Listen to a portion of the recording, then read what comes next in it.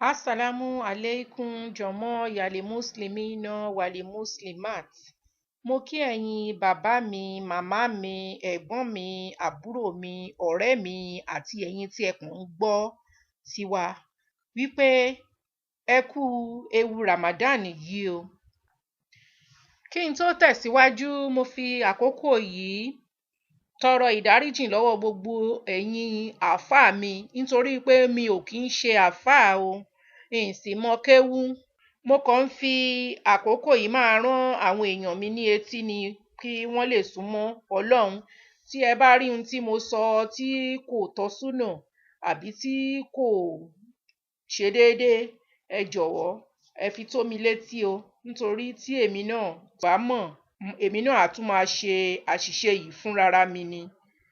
Nítorí àwọn tí wọn ò tiẹ̀ ní àǹfààní àti máa gbọ́ ọ̀rọ̀ àáfàá àbí ọ̀rọ̀ ṣìítì kankan la ṣe dá irú ètò yìí sílẹ̀. Wàyí o, ẹ dáríjì mí o, mo tọrọ ìdáríjìn. Wọ́n ti dèṣù mọ́lẹ̀ o, gbogbo ọ̀nà àlìjọ́nnà ló dẹ̀ ti wà ní ṣíṣí sílẹ̀. Ọkọ̀ náà ti gúnlẹ̀, àlejò wa pàtàkì Ramadan sì ti bọ́ọ̀lẹ̀. Ó ti mú ìyàwó ẹ̀ dání. Sáùn, ìyẹn ni àwẹ̀, àti ọmọ bíbí inú ẹ̀ méjì. Sùhù, ìyẹn ni sàárì, àti iftar, ìyẹn ni ìṣínu. Àwọn ọmọ ẹ̀ ń kọ́, ó kúkú kó wọn dání. Àwọn mẹ́tẹ̀ẹ̀ta ni Ramat, ìyọ́nú Olúwa, Tàwábà, ìrònúpìwàdà, àti Magfira, ìdáríjìn. Mo kí gbogbo wa kú àlejò náà. Kí ni ìpèsè tá a ṣe sílẹ̀ láti lè jàǹfààní àwọn àlejò wa wọ̀nyí tí ò ní dìparí oṣù ká wá kábàámọ̀. Ọlọ́run má ṣe àwẹ̀ wa ní lásán o. Àmín o, yá Rábì. Lóòótọ́ wọ́n dèṣù mọ́lẹ̀, wọ́n dè àwọn ọmọ èṣù mọ́lẹ̀. Ọmọ èṣù mẹ́ta tó fi sílẹ̀ ṣì ń bá wa gbé. Ó wá di ẹ̀tọ́ fún wa báyìí ní ìwà yìí pé ká má gba àwọn ọmọ èṣù mẹ́ta yìí láàyè nínú ilé wa o, ká lè jàǹfààní àwọn àlejò wa yìí kó tó di pé wọ́n tún fi wá sílẹ̀ lọ láti lọ wọkọ̀ Eid. Àkọ́bí èṣù ni àsádà, ìlera ọmọ ẹnì kejì. Ìlera á máa kó gbogbo tàwáàbù èèyàn. Ìyẹn ni gbogbo oore tá a ti ṣe tí ó yẹ kí wọ́n kà fún wa, kó Ọlọ́run á máa kó fún ẹni tá à ń ṣe ìlera ẹ̀. Subhanallah. Ìlera yìí ni èṣù kọ́kọ́ ṣe sí bàbá ńlá wa Ádámọ̀ ní ọjọ́ kìíní àná. Kẹ́ ẹ lè rí i pé ìlera yẹn ẹ̀ṣẹ̀ gidi ni. Ẹ̀ṣẹ̀ àkọ́kọ́ dá ní ìlera. Ìdí náà ni Ọlọ́run fi sọ èṣù ṣèitánì di ẹni ẹ̀kọ́. Ìyẹn ni wípé ìlera yìí ó jẹ́ ẹ̀ṣẹ̀ tí èèyàn ò gbúdọ̀ ṣẹ̀. Jẹ́ ẹ̀ṣẹ̀ tí Ọlọ́run bínú sí gidigidi. Ẹ̀kejì ni gíbàt, ìsọ̀rọ̀ ẹni lẹ́yìn, ká máa sọ̀rọ̀ ọmọlàkejì wa lẹ́yìn tán ò bá ti sí ń bẹ̀ ká sọ̀rọ̀ wọn. Kì í ṣe ká ba èèyàn jẹ́ nìkan ni ọ̀rọ̀ ẹ̀yìn. Tá bá tilẹ̀ ń sọ nǹkan kí nǹkan nípa èèyàn tí wọn ò bá sí ń bẹ̀, ọ̀rọ̀ ẹ̀yìn ni o. Ọlọ́run kó ṣàánú wa o, kó má jẹ́ kí gbogbo àwọn ọ̀rọ̀ ẹ̀yìn yìí kó wa ní tàwáàbù lọ o. Ká má wàá débẹ̀ ká máa wò pé Ọlọ́run mo gbàwẹ̀ nígbà báyìí, mo ṣe oore báyìí nígbà báyìí, báwo ni ò ṣe sí ń bẹ̀. Àwọn nǹkan kéékèèké tí àwa ń kà ní kéékèèké tá à ń fojú dá yìí, tá à ń gbàgbé, tá à ń fojú commonize bí àṣà àwọn aráàlú wa. Àwọn ẹ̀ṣẹ̀ yìí, ẹ̀ṣẹ̀ pàtàkì ni o. Ọlọ́run kó ṣàánú èmi Kàfáyá, kó yọ mí kúrò nínú ọlọ́rọ̀ ẹ̀yìn o.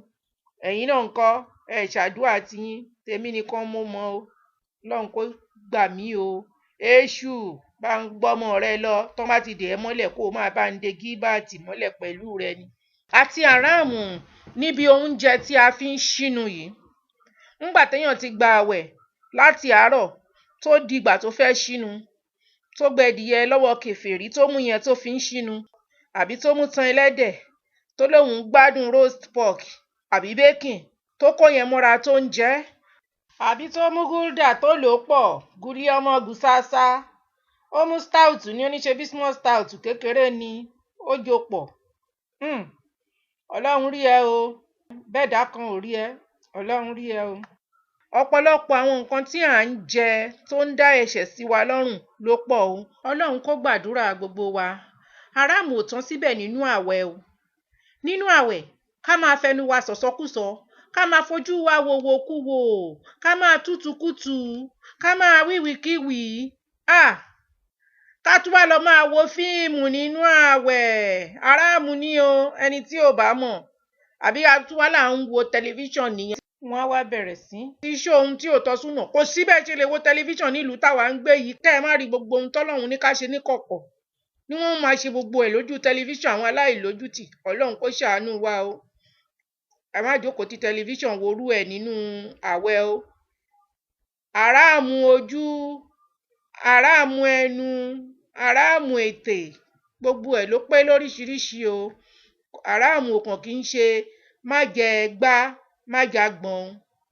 Ọlọ́run kó gba gbogbo àdúrà wa o lásìkò yìí àti kó pa gbogbo ẹ̀ṣẹ̀ wa rẹ́. Ẹ̀ṣẹ̀ wa, àṣìṣe wa, èyí tá a mọ̀ọ́mọ̀, èyí tá a mọ̀ọ́mọ̀ ṣe kọ́lọ́run kó pa á rẹ́ fún wa. Tá a ronú sí ni, èyí tá a tiẹ̀ mọ̀ pé ẹ̀ṣẹ̀ ni tó jẹ́ pé àṣẹ ń gbọ́ báyìí ni. Ọlọ́run kó ṣàánú wa o. Kó bá wa pa gbogbo àṣìṣe yìí rẹ́. Àṣìṣe tá a ti ṣe náà tó ń bọ̀ níwájú. Ọlọ́run ẹ jọ̀ọ́, ẹ bá wa fi Ramadan yìí, ẹ bá wa fi pa á rẹ́ o. Àmín. Gbogbo èyí tá a rántí sọ àti èyí tí a rántí sọ. Ọlọ́run kó ṣàánú wa, kó fi wá mọ̀nà, kó má jẹ́ kí wọ́n dènà gbígbà àwẹ̀ wa o. Wábìláhù tàòfíkì, alihamdulilayi rọ̀bílì alámìn.